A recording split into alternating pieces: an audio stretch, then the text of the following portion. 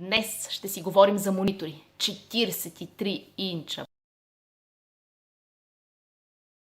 Здравейте, скъпи мои! Време е да затвърдя посоката на моя блог, дори в неговия видеоформат и да ви разкажа за нещо технологично.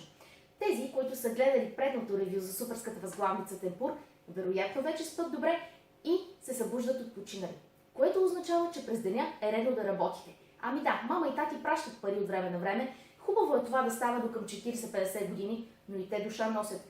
Иска да се отърват от вас колкото се може по-лесно, да ви пратят на квартира, и да си живеят малко прекрасно у дома. Без да навлизам в дълбочината на семейните отношения в България, всичко това ви го казах, защото днес ще си говорим за нещо, което няма да ви свърши работа у дома, защото е насочено за професионална употреба.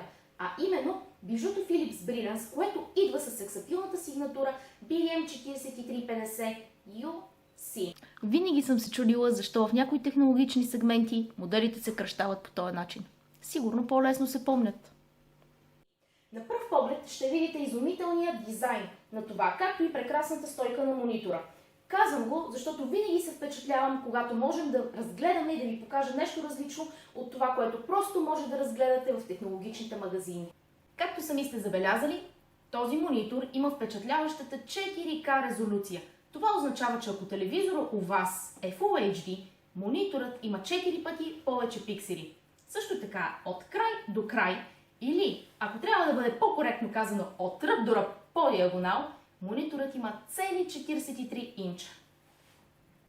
Знам, че сте чели Мечопух и в момента си мислите колкото повече, толкова повече.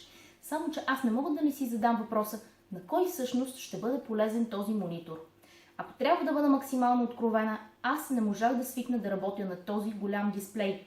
Това определено е за хора професионалисти, дали дизайнери или такива, които се занимават с професионална видеообработка.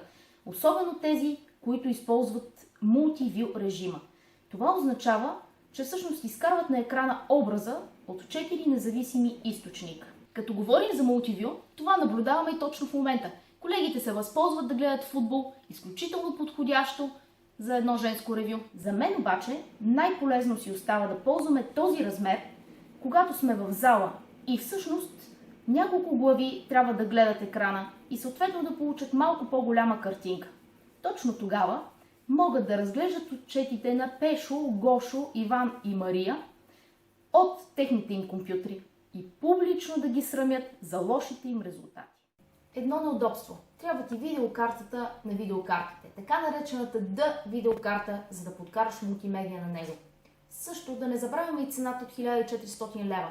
Всичко това прави този Philips Brilliance подходящ за професионалисти, които се занимават с дизайн, видеообработка или пък отварят много таблици и използват мултивюто, за което говорихме досега.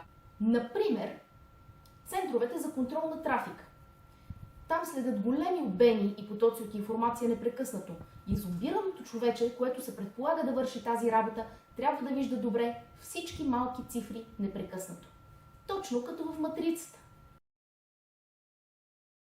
Ако за вас размерът има значение, ако за вас размерът няма значение, ако това видео ви е харесало, ако това видео не ви е харесало, абонирайте се за моят YouTube канал, като натиснете този бутон.